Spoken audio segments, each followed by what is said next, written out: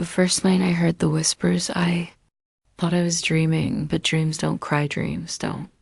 Big dreams don't scream my name as Alina, and this is the story of the nights that tried to break me when I first entered the hostel. I believed I was stepping into a new life, one filled with freedom, friendship, and hope. The gates were tall, the warden strict, and my parents smiled with pride as they left me there. "You're safe now," my father said. "Study hard. Make us proud." But safety was just an illusion by day. The hostel looked ordinary. Girls rushing to class. Laughter in the corridors, books scattered across tables.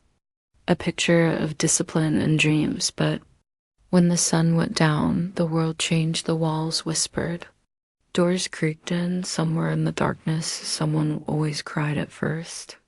Tried to ignore it. He told myself it was nothing, but how do you ignore a voice begging for help? In the night, every sunset filled me with dread. My heart would race when the lights went off. I pressed my hands to my ears, praying the whispers would stop, but they never did. And when I asked the other girls, they only smiled strangely and said, "Alina, don't ask questions here.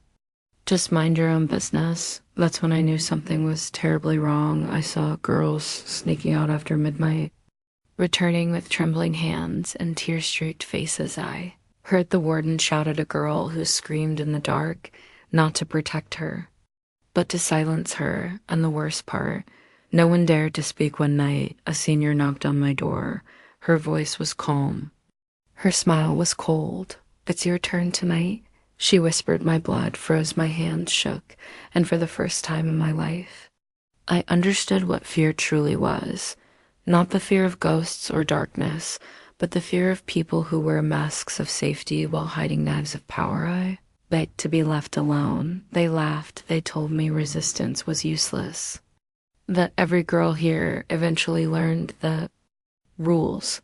That night, I realized the truth. This hostel had two worlds, one you could see it in daylight, filled with dreams and books, and one hidden in the shadows, filled with silence, pain, and secrets. I wanted to run, but where do you run when the monsters are the ones guarding the gate? What happened after that night changed everything, not just for me, but for every girl trapped in those hidden halls, because some secrets demand to be spoken, and some darkness can only end when someone dares to bring it into the light. This is my story. I still remember the day I left my village, the dust rising behind the old bus, my mother waving from the roadside, and my father's voice echoing in my ears. "Work hard, Alina, and never forget who you are." I held his words like a promise. Our village was small, a place where life moved slowly, where dreams were whispered but rarely chased. My parents wanted more for me. They had saved every rupee, sold part of our land, and sent me to the city so I could study in a good college. For them, this hostel was a symbol of safety: tall walls, security guards, and a warden who looked strict but respectable too. Them, it looked like protection. To me, it felt like a new beginning. When I first arrived, I was full of excitement. The hostel gates opened with a heavy creak, and I stepped inside carrying 2 suitcases and 1,000 dreams. The courtyard smelled of jasmine, and detergent. Girls were walking in groups, laughing, their uniforms crisp and clean. The warden stood near the main door, her eyes scanning each newcomer. "Name?" she asked sharply. "Alina." I said softly. She checked a register, then nodded. "Room 207. Follow the rules. No late nights. No outsiders. No questions." I smiled, politely thinking her strictness was a sign of discipline. I didn't know yet that her silence would soon become my nightmare. Inside, the hostel looked simple: narrow corridors, cream-colored walls, iron beds lined in rows. My roommates greeted me kindly. Sana, a cheerful girl with warm eyes; Mira, quiet and always reading; and Farah, who seemed older than the rest, her smile faint but distant. They helped me unpack, offered me tea, and told me stories about college life. Everything felt normal. Everything felt safe. Days passed peacefully. We studied together, shared snacks, laughed about silly professors. The hostel buzzed with energy during the day, books scattered, music playing faintly, girls chatting on the stairs. I thought I had found a second home, but homes don't whisper after midnight. Homes don't hide secrets behind closed doors. The first time I sensed something was wrong, it was a Tuesday night. I was lying in bed, half asleep, when I heard a faint sound in the corridor, soft footsteps, then whispers, then something that froze my blood, a muffled cry, a sob, then silence. I sat up, my heart pounding. Was someone hurt? Should I go outside? But my hands trembled. My body refused to move. I turned to Sana, whispering, "Did you hear that?" She didn't respond. Her eyes were closed. Her breathing even, or was she pretending I hid under my blanket? Praying the sounds would stop, but the silence that followed was worse, heavy, like a shadow pressing against my chest. The next morning, the sun rose bright and cheerful, as if mocking the terror of the night. Girls walked to breakfast laughing. No one looked worried. No one spoke of what happened. I finally asked Sana, "Did you hear something last night?" She paused, then smiled strangely. "Alina, you're new here. Don't ask too many questions. It's better if you just study and sleep." Her words echoed like a warning. What questions shouldn't I ask him? Why was she afraid to answer that day? I began to notice things I had missed before. The tired faces of some girls, the way a few seniors whispered near the warden's office, the sudden silences when I walked by. It felt as if the hostel had two lives, one that everyone saw in the daylight, and one that came alive when darkness fell. One evening, while I was studying in the common hall, I overheard two seniors talking near the staircase.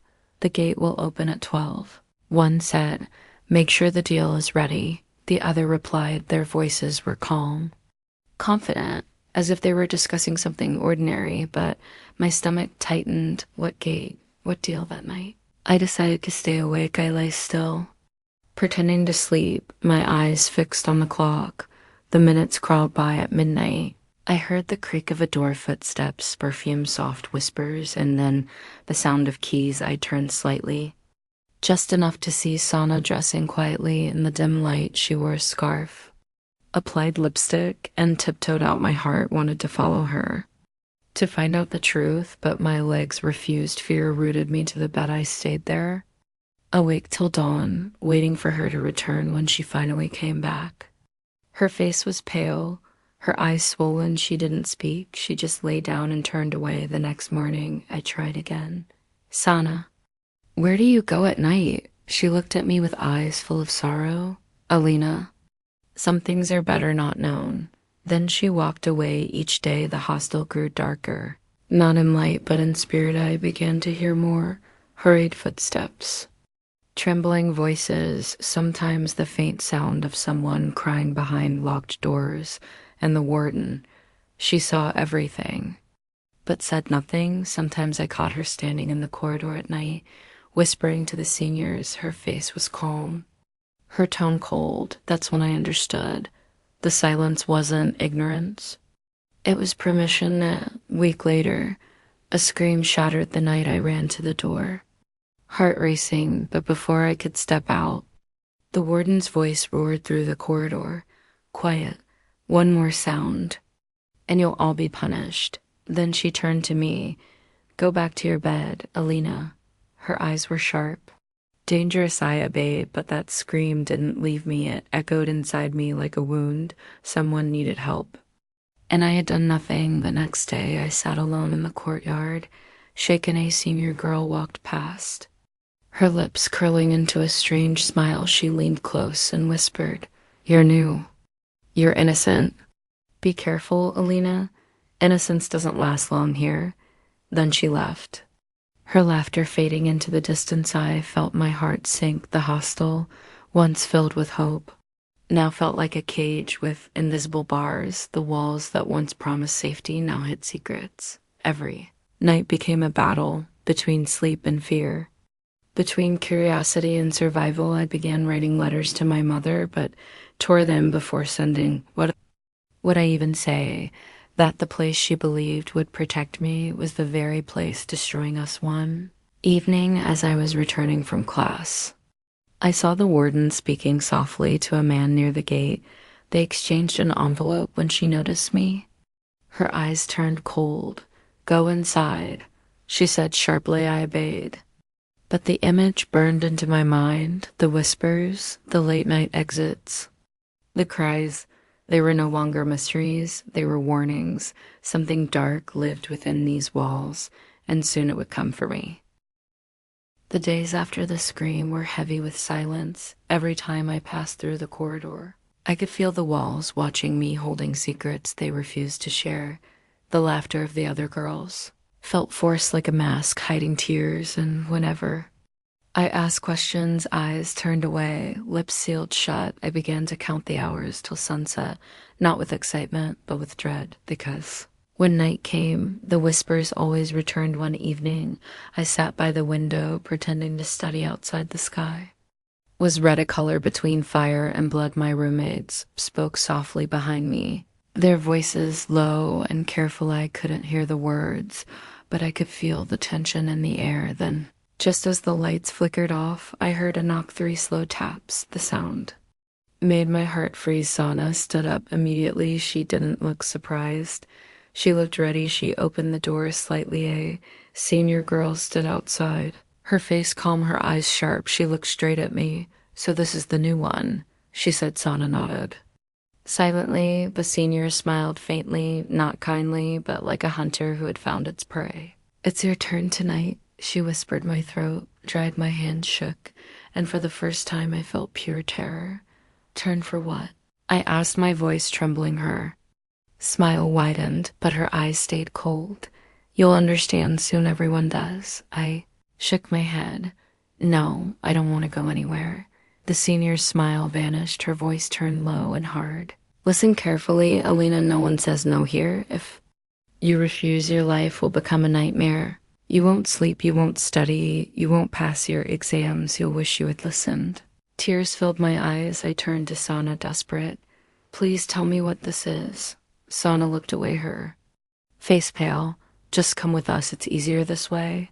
I stepped back. "No, I won't go." For a long moment, no one moved. The senior sighed, then leaned close to my ear. "You can fight tonight, but not forever. Everyone breaks, Alina, everyone." She left, closing the door softly behind her. The room fell silent again, but my world had changed. My legs trembled, my heart pounded like a warning drum. Sana sat on her bed, her eyes hollow. "Why didn't you tell me?" I asked, my voice shaking. She whispered, "Because knowing doesn't save you, it only hurts more." That night I didn't sleep. I stared at the ceiling, the shadows moving like ghosts. I realized the truth. This hostel wasn't a shelter, it was a cage, a place where innocence was currency and silence was survival. The next morning I tried to act normal, but fear clung to me like a shadow. In the dining hall, the seniors watched me with quiet smirks. Warden walked past, her eyes meeting mine, cold and distant, as if she already knew. When I left for class 1, found a folded note in my book. "Join us tonight or pay the price." My hands shook as I read. I tore it apart, but the words burned into my mind. That evening the warden called me to her office. The room smelled of polish and perfume. She smiled politely and gestured for me to sit. "Alina, you're a bright student. You could go far, but you must understand how things work here." My voice was small. "I just want to study." Her eyes darkened. "Then don't fight the system, follow. The rules don't make enemies." I swallowed hard. "What rules?" She leaned forward and whispered. "The rules of the hidden nights, the ones that keep this place running." I froze. The words felt like a confession or a threat. "You can't escape them," she said quietly. "You can only choose how to survive." When I left her office, the air felt heavier. I realized then the warden wasn't blind. She was part of it. The protector was the predator back in the room. Sana waited for me, her eyes were red from crying. "They spoke to you, didn't they?" nodded silently. She sighed deeply. I tried to fight once too, but it doesn't end well. They know everything, where you go, what you do. They can make your life disappear. Her words broke. Something inside me. What about your family? I whispered. She looked down. We're poor. I need this hostel to study. If I resist, they'll fail me, expel me. I'll lose everything, so I learned to obey. Her voice cracked.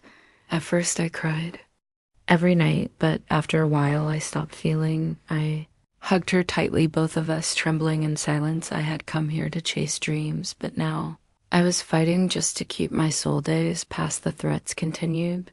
Sometimes I found notes under my pillow. Sometimes the seniors whispered warnings in the corridor. I stopped laughing. I stopped sleeping. Every sound after dark felt like a warning. One night, the electricity went out early. Hostel sank into blackness, and then another knock this time. I didn't move. The door creaked open slightly, and a voice whispered, "You can't hide forever, Alina." When the footsteps faded, I sat on the floor and cried silently. Fear had become my shadow, and I knew sooner or later they would come again.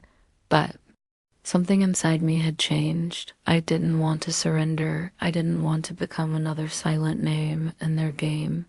That night, I began to write every sound, every scream, every secret I had seen in a small notebook hidden under my mattress. I built my truth word by word. If I couldn't fight them with strength, I would fight them with truth. Still, the nights grew darker. One evening, we found a girl unconscious in the bathroom, her wrists cut, her eyes empty. The warden said she was sick, but the whispers told the truth. She had been broken again and again until she couldn't bear it. That was the night I made a promise to myself. I will not stay silent. Even if no one believes me, even if it costs me everything, I will speak, because silence was how the darkness survived. The night after the girl's attempt shook the entire hostel, but only on the surface. The warden walked through the corridors with fake concern, her voice cold and controlled. She was unwell, she told us. Nothing more. Don't spread rumors. But rumors were not needed. The truth lived in our eyes. We had all heard her cries. We had all seen the bruises that never healed. That night, I sat on my bed in silence, staring at the ceiling. The walls that once promised safety now felt like prison bars. My heart was heavy, my soul tired, but something inside me had awakened, a small flame that refused to die. I couldn't let another girl break. Not while I was still breathing, so I began to write every whisper, every threat, every scream. I wrote about Senna, the seniors, the warden, the deals at the gate, the cries in the dark. Each word felt like a weapon, each sentence a step toward freedom. That secret diary became my voice in a place built on silence. Days turned into weeks. The pressure on me grew stronger. The seniors watched me wherever I went. Sometimes they followed me to class. Sometimes they left notes on my desk. You can't hide forever, obey, or regret. But I kept writing. Then one evening, the warden summoned me again. Her office smelled of polished wood and deception. She leaned forward, her voice calm but sharp like a knife. "Alina, you're making a mistake. We know you've been asking questions. That's dangerous. Stop before it's too late." Forced myself to meet her eyes. "I just want to study." She smiled thinly. "Then study and forget what you've seen. Curiosity doesn't end well here." I left the room trembling, not from fear, but from anger. They wanted my silence, but silence was the chain that had trapped us all that night. I whispered to Sana, "I'm leaving. I can't stay here anymore." Tears filled her eyes. "They won't let you. No one leaves until they want you gone." "I'll find a way," I said. She held my hand. "If you go tell the world, tell them what happens here." I nodded. I promised. A week later, my father came to visit. When I saw his face, something inside me broke. I ran into his arms, tears spilling down my cheeks. He looked at me, confused. "Alina, what's wrong? Are you not well?" I shook my head.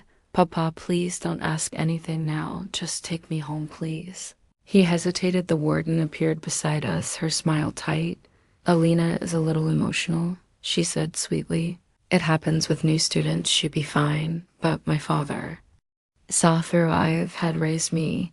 He knew the difference between tears of homesickness and tears of fear. He placed a hand on my shoulder and said firmly, "She's coming home tonight." The warden tried to protest, but he didn't listen that evening. I walked out of the hostel gates, the same gates that once felt like protection, now felt like freedom. The air outside smelled different, fresh, honest, alive. When we reached home, I handed him my diary. "Papa," I whispered, "read this when I'm not around. You'll understand everything."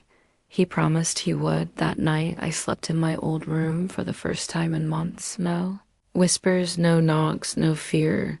Just silence, a silence that finally felt safe. The next morning, when my father finished reading, his face turned pale, his hands shook as he closed the diary.